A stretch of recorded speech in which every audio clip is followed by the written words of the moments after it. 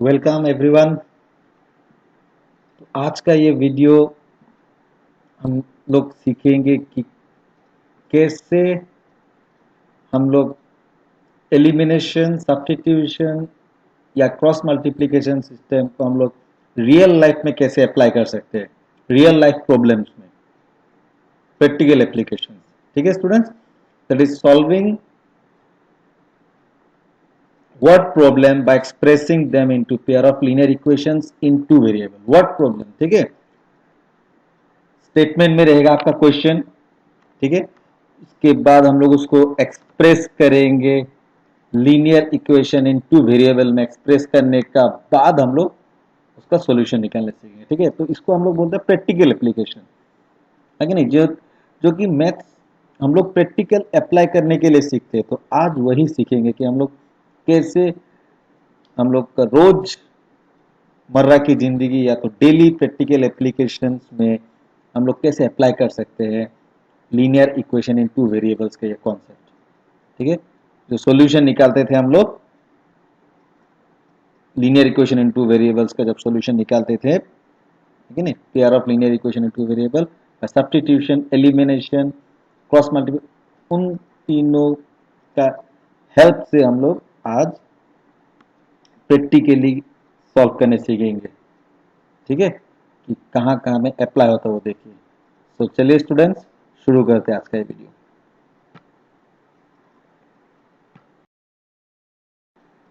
तो स्टूडेंट्स, ये रहा पहला एग्जांपल आप लोग के स्क्रीन में। क्वेश्चन को ध्यान से पढ़िए students. Coach of a cricket team buys 7 bats and 6 ball for rupees 3800 3800। ठीक है, 7 बैट और 6 बॉल खरीदा, कितना रुपए में? 3800 rupees. Later she buys, coach is a female, okay. Later she buys 3 bat and 5 ball for rupees 1750, rupees 1750. Find the cost of each bat and each ball. Each bat का मतलब एक bat और एक ball का दाम निकालने बोला आपको। So very interesting question student.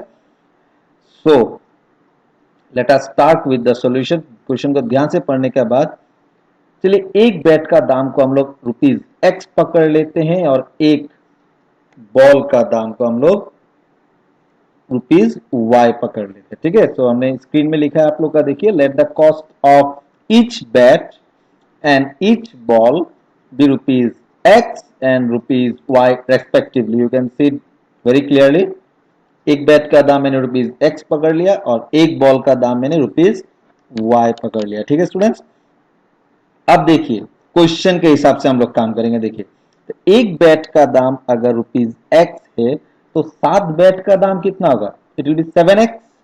Is it? जैसा एक बैट, एक पेन का दाम अगर 2 रुपए होता तो 5 पेन का दाम कितना होता है स्टूडेंट? 10 रुपए, 2 इंटू 5। तो सेम, एक बैट का दाम अगर रुपीज एक्स है तो 7 bat cost will be how much? 7x। and one ball cost is rupees y, then 6 ball cost will be rupees 6y. Is it?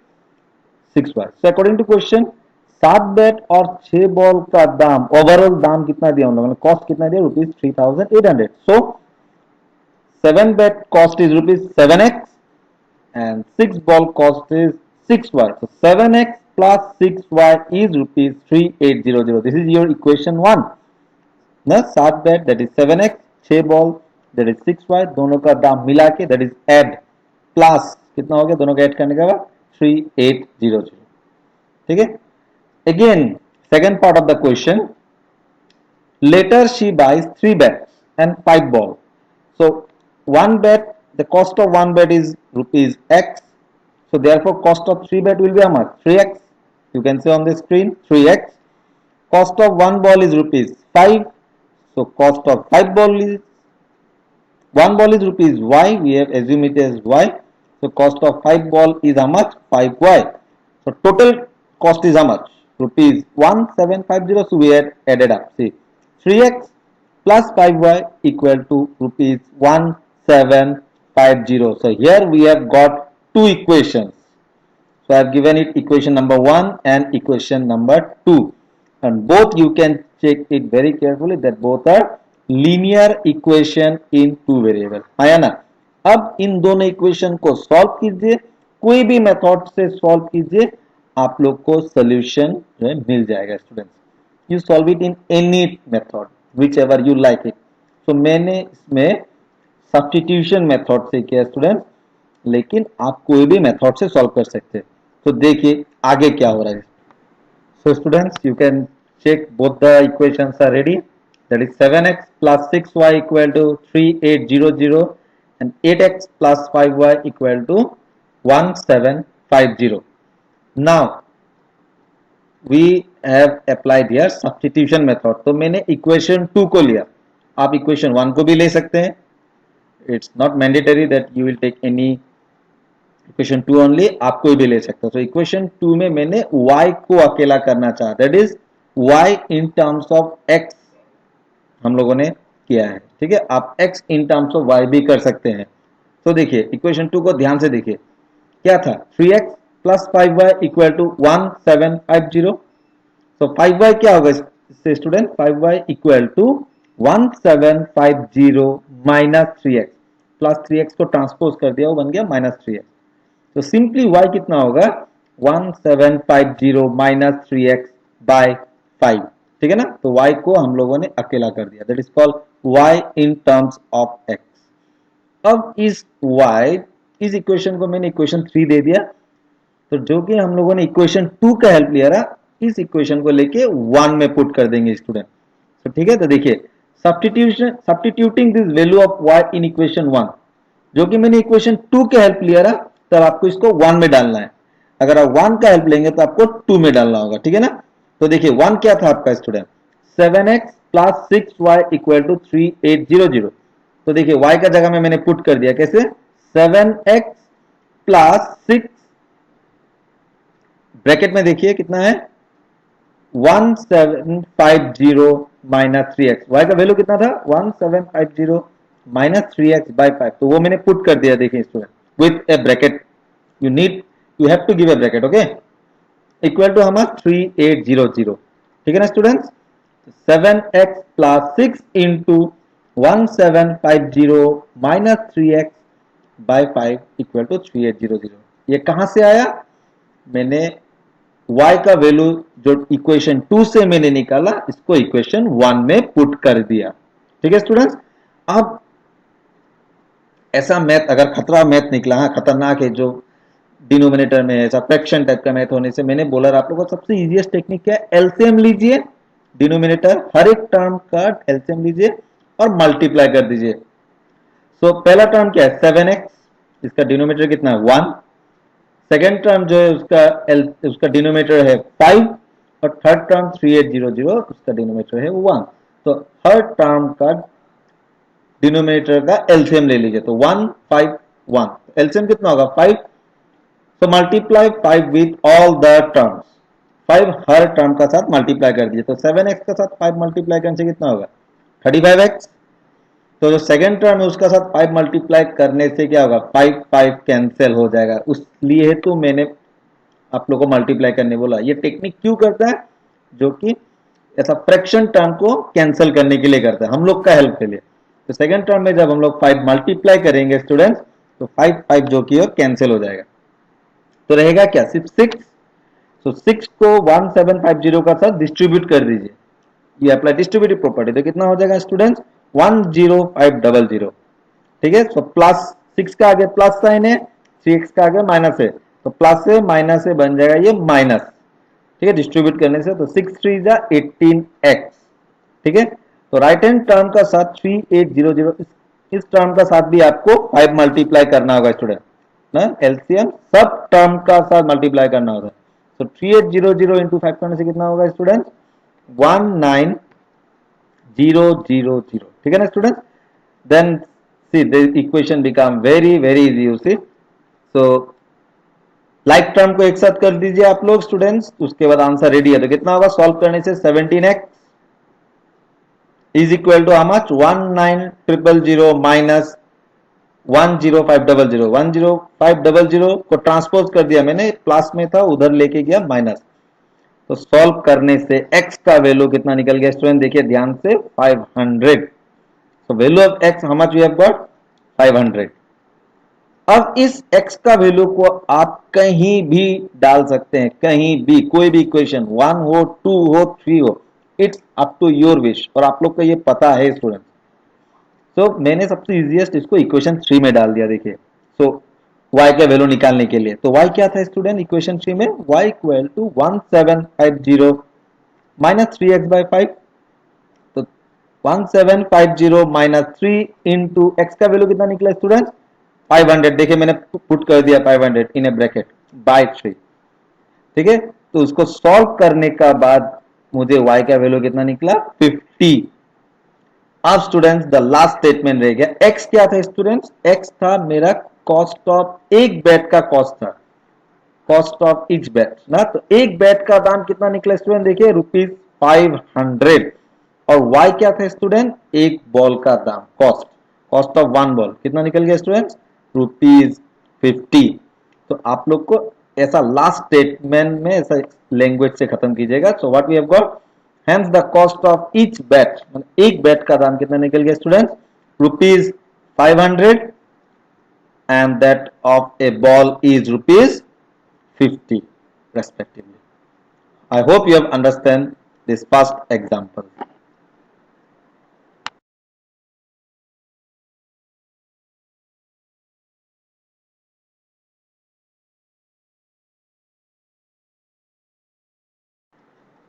So students, ये एक दूसरा एग्जाम्पल है फ्रैक्शन का, ठीक है।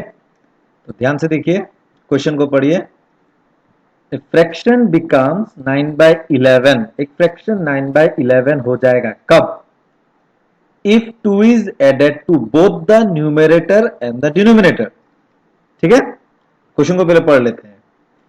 And if 3 is added to both the numerator and denominator it becomes 5/6, तो fraction कितना हो जाएगा बोल रहे स्टूडेंट्स 5/6। तो हमको क्या निकालना है, फाइंड द फ्रैक्शन, वो फ्रैक्शन कितना है वो निकालना है, ठीक है। तो क्वेश्चन को रिपीटेडली पढ़िए। तो फ्रैक्शन हम लोग का क्या फॉर्म में है, p/q फॉर्म, x/y फॉर्म, है कि नहीं। So let the fraction be x/y, मैंने लिया, ठीक है। अब क्वेश्चन को ध्यान से पढ़िए, क्या लिखा है उन लोगों ने, एक फ्रैक्शन जो है वो फ्रैक्शन 9/11 हो जाएगा, फ्रैक्शन बिकम्स 9/11 कब, if 2 is added to both the numerator and the denominator, जब 2 न्यूमरेटर और डिनोमिनेटर में दोनों में ऐड होगा। तो फ्रैक्शन जो कि मैंने x/y एज्यूम किया, तो न्यूमरेटर में भी 2 ऐड कर दीजिए, डिनोमिनेटर में भी 2 ऐड कर दीजिए, तो कितना हो जाएगा स्टूडेंट्स, ये हो जाएगा x+2 बाई y+2। मैंने न्यूमरेटर और डिनोमिनेटर दोनों में 2 ऐड कर दिया, तो दोनों में 2 ऐड करने का बाद वो फ्रैक्शन कितना हो जाएगा बोल रहे स्टूडेंट 9/11, तो इज इक्वल टू 9/11, ठीक है ना स्टूडेंट्स। तो जो कि फ्रैक्शन था x/y, we have added 2 to both numerator and denominator, that is x+2 by y+2, we got the fraction is how much, is equal to 9/11, ठीक है ना। तो फ्रैक्शन था x/y, वो fraction x/y is not equal to 9/11, please remember it. वो fraction 9/11 तब होगा जब न्यूमरेटर और डिनोमिनेटर में हम लोगों ने 2 ऐड किया, तो 2 ऐड करने के बाद x+2 हो गया, डिनोमिनेटर हो गया y+2, that is x+2 by y+2 is equal to 9/11। so this equation we have cross multiplied, you see cross multiplication करने के बाद 11 का साथ कितना मल्टीप्लाई हो गया x+2, 9 into y+2 and then we have equated। उसके बाद सॉल्व करते करते हम लोग एक इक्वेशन मिल गया स्टूडेंट्स, कितना 11x minus 9y plus 4 is equal to 0, so this is equation 1। आप इसको ऐसा भी लिख सकते हैं 11x minus 9y is equal to -4, ठीक है। तो ये आपका पहला इक्वेशन है। तो इसको हम लोग सेकेंड इक्वेशन का तरफ बढ़ते। सेकेंड कंडीशन क्या है इसको, तो स्टूडेंट्स इक्वेशन में लाते हैं और सिचुएशन दिया गया इस क्वेश्चन में। So let us study. Next situation क्या था स्टूडेंट्स कि अगर हम लोग न्यूमरेटर और डिनोमिनेटर का साथ 3 ऐड कर देंगे तो यह फ्रैक्शन बन जाएगा 5/6। तो जो कि फ्रैक्शन था आपका x/y।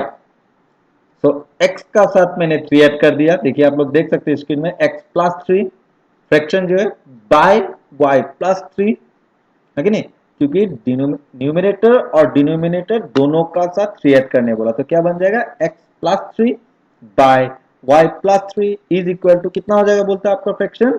उन लोगों ने बोला फ्रैक्शन बन जाएगा 5/6 दैट इज इक्वल टू 5/6। उसके बाद आप लोगों ने क्रॉस करनी है, इसको क्रॉस मल्टीप्लिकेशन करने का बाद एक इक्वेशन और आया that is 6x minus 5y is equal to -3, जो कि मेरा सेकेंड इक्वेशन है। ठीक है students, it is my second equation. Now again it's your wish that you solve it by any method whichever you like. I have done it by substitution method। ठीक है, और मैंने इक्वेशन 1 को लिया है और 1 में से जो x का वैल्यू है वो मैंने इक्वेशन 2 में पुट कर दिया। ठीक है ना, तो आप लोग ध्यान से देख सकते हैं इक्वेशन 1 में से मैंने x का वैल्यू निकाल लिया स्टूडेंट। तो x का वैल्यू कितना होगा आप लोग खुद करके देख सकते हैं। x का वैल्यू होगा 9y minus 4/11. This is the value of x, which is from equation 1. You can do it from equation 2 also. No any mandatory, okay, that you do it from equation 1 or 2. So x का value कितना निकला है equation 1 से? x का value निकला है 9y minus 4/11। अब इसको हम लोग इक्वेशन 2 में पुट कर देगा, जो कि मैंने इक्वेशन 1 से लिया था। तो पुट करेंगे इक्वेशन 2 में, सब्स्टिट्यूट कर देंगे। तो ध्यान से देखिए स्टूडेंट, इक्वेशन 2 क्या था आपका 6x minus 5y equal to -3। ठीक है स्टूडेंट, ध्यान से देखिएगा अभी आप लोग इसको। अभी हम लोग इक्वेशन 1 का जो वैल्यू था x का वो हम लोग पुट कर दे रहे हैं इक्वेशन 2 में। तो देखिए 6x का वैल्यू को मैंने ब्रैकेट में पुट करके रखा। देखिए 9y minus 4/11 minus 5y equal to -3। ठीक है ना, अब इस फ्रैक्शन को 11 जो डिनोमिनेटर में उसको उड़ाने के लिए मैंने क्या किया, नहीं बोला रहा आप लोग को पहले से, multiply the LCM with all the terms. तो 11 हर टर्म का साथ मल्टीप्लाई कर दीजिए। तो पहला टर्म का साथ अगर आप 11 मल्टीप्लाई करेंगे तो 11 जो है कैंसिल हो जाएगा। सेकंड टर्म का साथ अगर आप 11 मल्टीप्लाई करेंगे तो ये हो जाएगा 55y, जो कि आप देख रहे हैं स्क्रीन में। और थर्ड टर्म का साथ अगर आप 11 मल्टीप्लाई करेंगे तो हो जाएगा 33। ठीक है ना, तो फ्रैक्शन पार्ट 2 इजी हो गया। अभी देखिए इतना सिंपल हो गया। तो डिस्ट्रीब्यूट कीजिए, कितना होगा 6 9 जा 54y माइनस 6 4 जा 24 minus 55y equal to minus 33. If you solve it, you have got the value of y as how much students? 9. y equal to 9. y का वैल्यू 9 निकला स्टूडेंट्स, आप खुद सॉल्व करके देख सकते हैं। अब इस y का वैल्यू को आप लोग कोई भी इक्वेशन में डाल दीजिए। सबसे इजी है मेरा इक्वेशन 3 में डाल देना, क्योंकि रेडीमेड है, x का वैल्यू डायरेक्ट निकल आएगा। सो इक्वेशन 3 क्या था आपका students? x equal to 9y minus 4/11। तो देखिए 9 इंटू वाई का वैल्यू कितना मिलेगा 9, तो 9 इंटू 9 कितना हो गया 81। 81 माइनस 4/11 सॉल्व करके x का वैल्यू कितना निकल गया 7। ठीक है ना स्टूडेंट्स, तो जो कि मैंने फ्रैक्शन को क्या लिया रहा x/y, तो x का वैल्यू निकला 7, y का वैल्यू निकला 9। तो ये फ्रैक्शन कितना बन जाएगा students 7/9। So this is my required fraction 7/9. So I think you have understand how to solve this fraction question also. ठीक है, अब एक स्टूडेंट एज क्वेश्चन हम लोग सॉल्व करके देखेंगे। ठीक है, so let's start.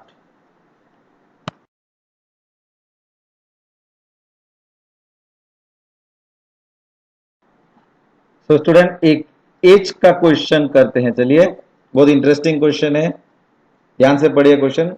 Whenever you solve word problem, सबसे पहला ड्यूटी होता है आपका क्वेश्चन को रिपीटेडली पढ़िए, क्वेश्चन को समझिए, उसके बाद आप लोग उसको इक्वेशन में डालिएगा, ठीक है। But read the question very carefully, everything all the hints are given in the question itself. So देखिए 5 year hence, 5 साल बाद, the age of Jacob will be 3 times that of his son. 5 साल बाद Jacob का as कितना हो जाएगा बोला स्टूडेंट?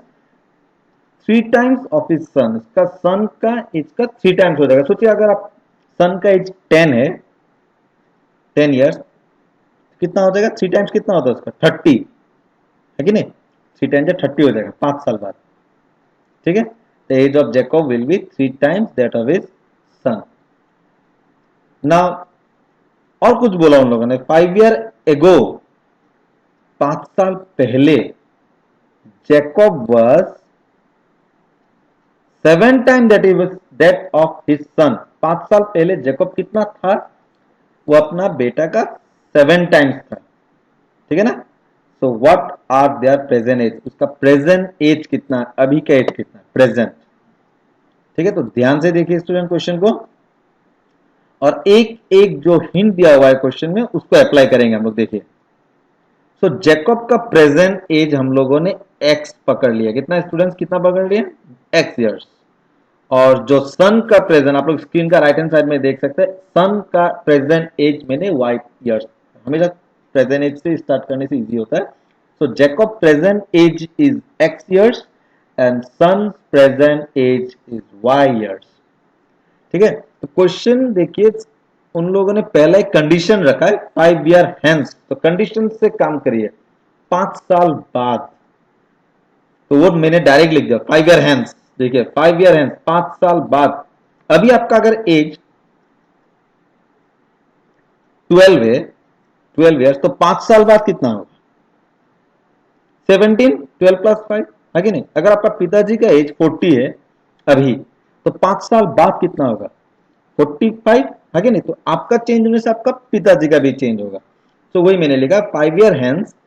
तो जैकब का प्रेजेंट एज अगर x है, तो 5 साल बाद कितना होगा स्टूडेंट्स? x + 5 years। और सन का अगर प्रेजेंट एज y है, तो 5 साल बाद उसका हो जाएगा y + 5 years, ठीक है ना। दोनों में +5 मैंने कर दिया क्योंकि 5 साल बाद बोल रहा है। अब अकॉर्डिंग टू क्वेश्चन क्या बोला है, अब क्वेश्चन को ध्यान से पढ़िए। 5 year hence, 5 साल बाद, जैकब विल बी 3 times ऑफ हिज सन। 5 साल बाद, तो 5 साल बाद जैकब का एज कितना है? x + 5। तो जैकब कितना हो जाएगा अपना सन का? 3 times ऑफ हिज सन। सो आप देख सकते हैं अपना स्क्रीन में, according to question, Jacob age कितना है? x + 5, 5 साल बाद। और सन का 5 साल बाद कितना होगा? y + 5।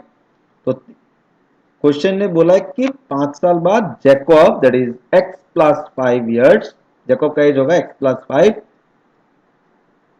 Will be 3 times, 3 times में 3 into 3 times किसका? उसका सन का। उसका सन का एज कितना होगा 5 साल बाद? That is y + 5। You have understand the equation students? Again I am telling, 5 year hence the age of Jacob will be, so 5 year hence what is the Jacob age? X + 5, and 5 year hence what is his son age? Y + 5। तो 5 साल बाद Jacob का as उसका बेटा का 3 times हो जाएगा, उसका बेटा का 3 times। तो उसका बेटा का एज कितना है? y + 5। तो उसका 3 times कितना होगा? 3 into y + 5। और ये बेटा का 3 times एज होने से वो किसका साथ इक्वल हो जाएगा बोला? उसका पिताजी का एज का साथ, that is x + 5। Am I clear? And we are talking about the age 5 year hence, not present age। देखो क्वेश्चन बोल दिया 5 year hence, ठीक है ना।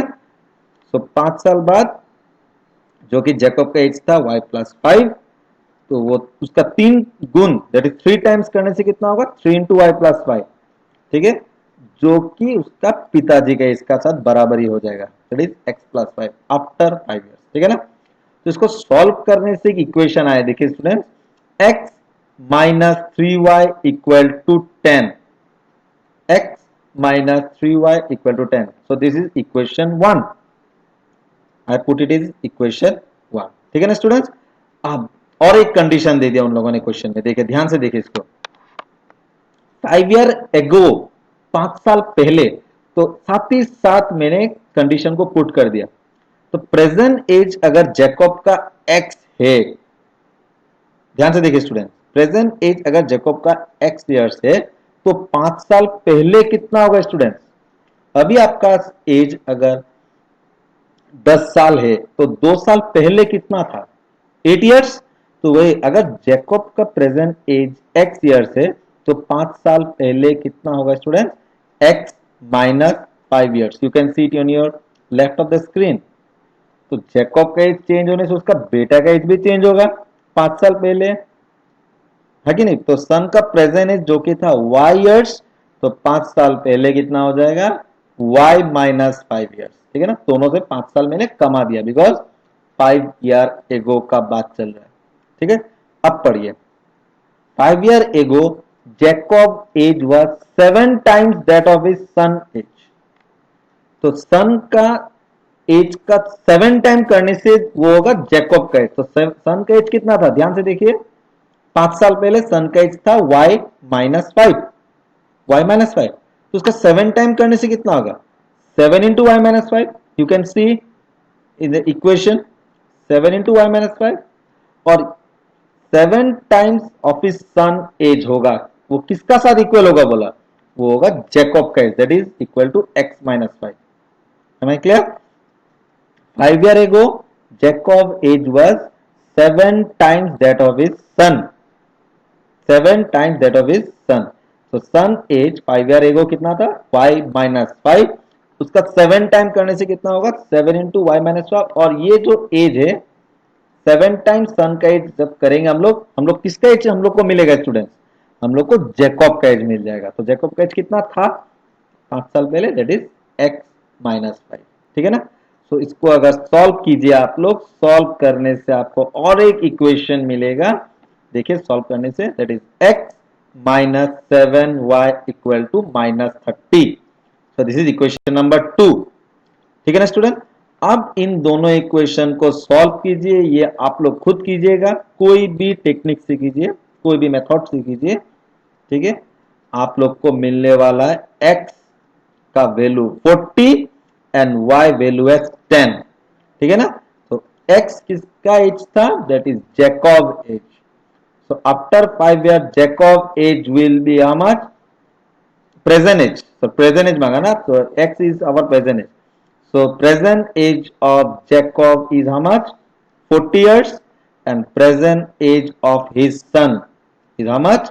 10 years. You solve it by yourself and you will get the solution. So thank you students. I hope you have understood. Thank you.